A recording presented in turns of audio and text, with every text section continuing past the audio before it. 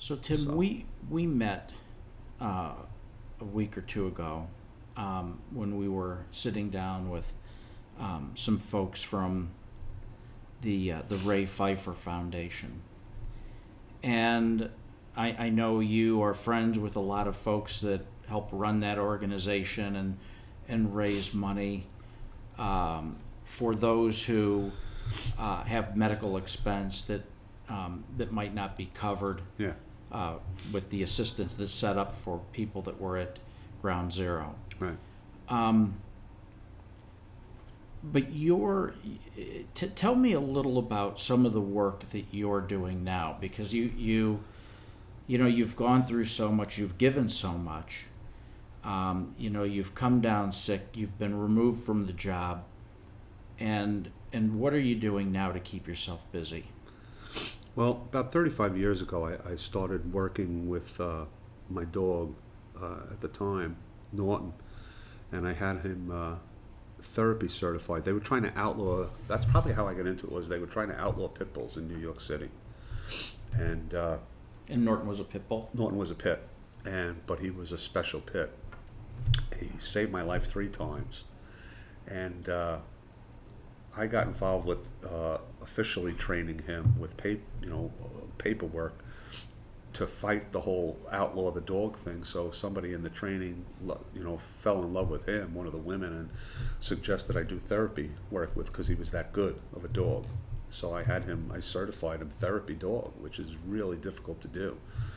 Very few dogs can get, past that. More fail than succeed. What does that mean to be a therapy dog? Are you going visit to nursing homes and hospitals and visit people? Like the nurses would hug me and tears in their eyes in the hallway. That old man hasn't said a word to me in 3 years. You came in with a dog. He's telling you about this and that, and that's what it was all about. These poor people in these homes that don't have family, or the family don't come see them. They're laying there all day long, day in and day out. And I just thought that was, if I can help somebody by letting them pet my dog, why not? It's a no-brainer. Right. So that's what I started doing a long time ago. And then, 3 jobs, 4 kids. My kids got older, and a couple of years ago, I started doing it again, but for the soldiers.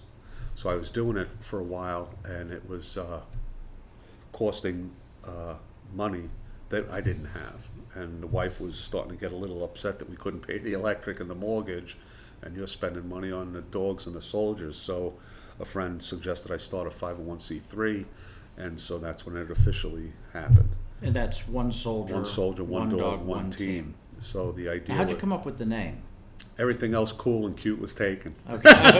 It took me a while to come up with something, but basically the theory that I had in my mind was to save a dog and a soldier at the same time.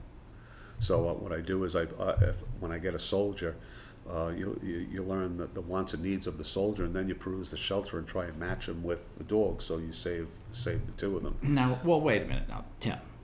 So I've heard you called a lot of different things, right? Some of which I can't say on the air. I'm just kidding. But dog whisperer is one of them. So how much time, and you're focused on vets, right, who are now living with post-traumatic stress disorder. Right. And you spend a little time with them. You might get to know them, their personality, what their likes and dislikes are. Are they, are they mobile? Do they have limbs missing? What's their situation? Do they want an active dog? Do they want an inactive? Do they want a big dog, a small dog, hair, fur? I mean, there's so many things involved with it. Yeah, and then you go to the shelter. Yeah. And you walk up and down and look in the cages, and you might have a word or two with each one of them and say, are you going to be a good boy or girl to this person? Yeah. And you then take that dog and say, okay, this is the pair. Yeah. And so what are some of the things that when you look at a dog, you're probably not there for days doing a thorough psychoanalysis of the dog, right? No. You probably are walking through and making a quick decision. Visit a couple of times, see if it's consistent. Yeah. Temperament's everything. That's the big thing. I wish I could sing and dance, and I can't. I got the sailor fireman dog gene instead. I can't explain it. I used to think that I was this weirdo, that I could talk to animals, specifically dogs, horses. I just seem to be able to communicate. I can't explain it, don't know how. My daughter especially thinks it's the weirdest thing when I go to one of her friends' houses and I own that dog. It's just like they seem to gravitate. It's weird. It's just really weird. The first soldier I hooked up in my town, the guy was a Special Forces Army guy, and he was in pretty bad shape. He had a couple of altercations with his dad, broke his ribs, and so my wife knew his dad, and my wife asked me if I could help this kid out. So I cruised probably half a dozen shelters over 2 or 3 weeks, and I found this female pit, and I visited her a couple of times, and I brought John there, and when we went into the shelter, I told him, listen, this is what you need to do. You need to trust me and listen to me. I want you to sit in the middle of the room. Don't look at the dog, don't touch the dog, don't talk to the dog until the dog acknowledges you. So when the girl brought the dog in and she unhooked it, she came over to me and sniffed my right leg and looked up at me, and without saying anything, I told her, do what you do. So she went counterclockwise around the perimeter of the room, sniffing the perimeter. And then she came over and sniffed my left side and looked up at me again. I told her the same thing. And she walked over to John, sat in his lap, and put her head up on his shoulder. Go figure. Go figure. And so Just like that. a match is made. So Match one is made. soldier, One dog. one dog, one now team. together, one team. Right. But the training doesn't stop there. No. That's just the beginning. the introduction. Right. Yeah. Right. See, when I spent my summers on a farm in Ireland, my uncle didn't even have names for his dogs. I would have never guessed that Duffy was an Irish name. He would whistle, and they would go bring the cows in, and after the milking, he'd whistle, and they knew, so I just grew up that way, thinking, and so I always had this thing with the animals that I didn't understand and nobody else did. Now I get it. I've never had to teach a dog how to lay down or to sit. They all know how to do that. Really, all you have to do is to be able to communicate with the dog. To catch a thief, you have to be able to think like a thief. Well, to communicate with the dog, you have to understand how a dog thinks. Dogs don't think like people. They're not people. They think like dogs. And if you can understand that, you can, for lack of a better word, manipulate them to do what you want them to do when you want them to do it. But it's all stuff they know how to do, and it's in the eyes. When I say it's all about the temperament, Right. I can see it in the dog. You can see the calmness in a dog. You can see a dog react to certain things, reading their body language. That's what it's all about. And it's just I can't explain the feeling I get when that happens. To think that I could possibly save a guy's life by hooking him up with a dog. To me, that's just it's a no-brainer. How many dogs do you have to go through before you find a match? Is it just random? Sometimes you walk up to a dog and you look and you go, that's it. And other times, no, not really, no. Yeah, it's a hit and miss. In this game, the average is only 48% success rate. I'm only doing this a year and a half, 2 years as one soldier, one dog, one team, and I've placed I think 5 or 6, and I've only had one failure. But that's just a low number, and Right. But I have 2 guys in South Carolina, a guy in North Carolina, 2 guys in Wisconsin. I'm currently trying to find a female soldier on Staten Island, a service dog, and another guy, a guy in Boston. When I was just up there for the Wounded Vet Run, one of the guys came and took my card and asked me if I could help him get a dog. And that's how it happens, just putting it out there, because there's the through the VA or the government, there's almost a 2-year waiting list now To get a dog. To get a dog. So if a guy's suicidal, He's not going to wait. no, he's not. He's going to be dead before, Right. So that's why I started doing it the way, because the dogs are available. The service dog industry, not that there's anything wrong with it, because that's what it takes. they start working the dogs young, but they really don't start training them to do the service dog work until they're a year old, and it takes a full year.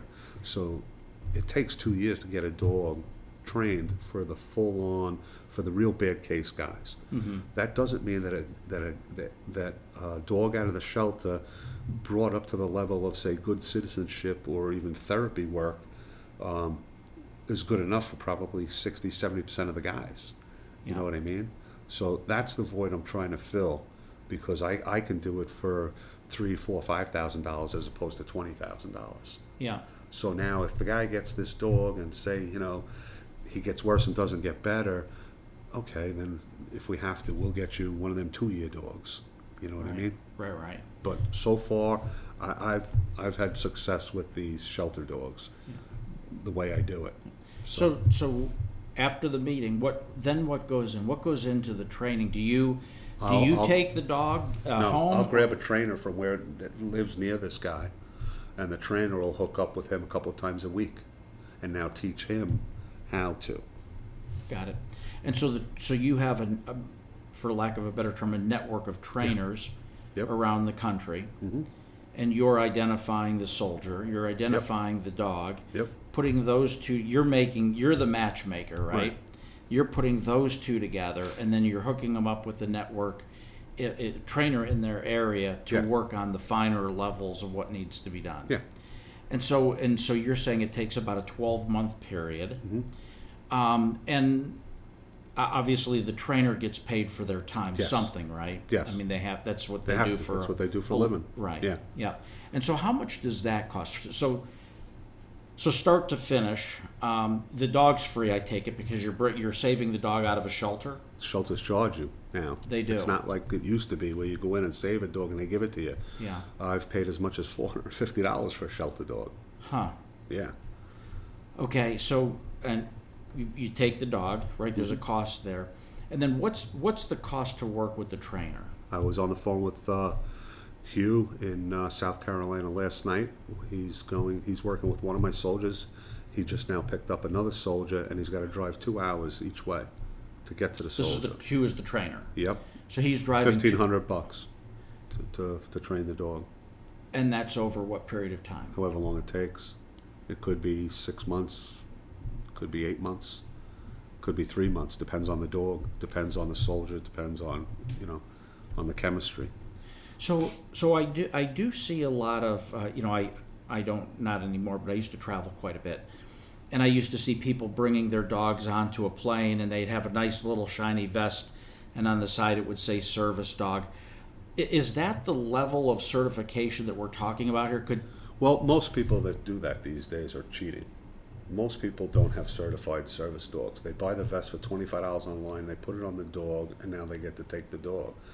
The federal government is working on regulating all of that so that stops happening. Got it. But there are a lot of people that cheat on that. So your service dogs, once they get through the full-on training, whether it's a year or a year and a half, they're able to do what? What is the function of the dog, other than being a good companion to a soldier who, again, might be living with post-traumatic stress disorder? That is that's pretty much it, but it's a complicated statement. Meaning, some guys might have a high anxiety, fear of crowded places, where with his dog he's not afraid of going out in public. So, with these guys, and I'm learning every day more and more about it. I have it. I suffer from it. I keep busy enough so it for what I do. I have my moments, but if I'm active and I'm busy and doing what I do, it's in the background, and that's what I'm trying to do for these guys by having to care for the dog and having the dog give them the love and the attention. That's what does it and puts it back there. Yeah. So you currently have how many? 2 dogs? I have 2. Yeah. And so tell me about your dogs. I actually have a giant schnauzer. And I went to the giant schnauzers. When they put me off the job, I wanted to stay in the game somewhat. So I went to the breed of the giant schnauzer. other than the poodle, it's the only dog in the search and rescue world that has hair, not fur. So I have to have hair dogs, not fur dogs, because of my lungs. So that's why I went to the giant schnauzer. And we did that for a while. We used to with my first giant schnauzer, Angus, we used to travel down to Maryland and work with on the DuPont estates with the state troopers with the search and rescue work. And he got sick and he couldn't do it, and he passed. And now I have Otis, who's about 5 years old, I guess. And he's basically just a house, you know, I have a couple acres and chickens and, you know, all that stuff. And so then I was actually at the American Legion one day. Woman came in and she was going to take this little puppy, this Yorkie poo thing, to the shelter. And I've never had a small dog. It was against small dogs. I backpacked. My dogs carried a beer up the mountain, you know. But this little dog, it was just the weirdest thing. She came to the house with it, and it was on a leash. It was never on grass, and it's, you know, that little yapper. And I couldn't wait for the lady to leave, and I wanted to have a talk with this little youngin', you know. So I took her on a leash around to the back behind the garage and introduced her to the chickens and the turkeys, and they let Otis out, and Otis came out and Sniffed her. Yeah, and they did their thing. They introduced each other, and I sat her down and I had this little talk how we don't mess with the chickens, or we don't do none of that, and this is our property. And I took the leash off her, and she hasn't been on a leash since. She sleeps right here, and when I wake up in the morning, she's waiting for my eyeballs, and she literally lays across my neck and nibbles on my ear. It's just the sweet. I fell in love. Yeah. So she didn't get off my property. So now I have the two.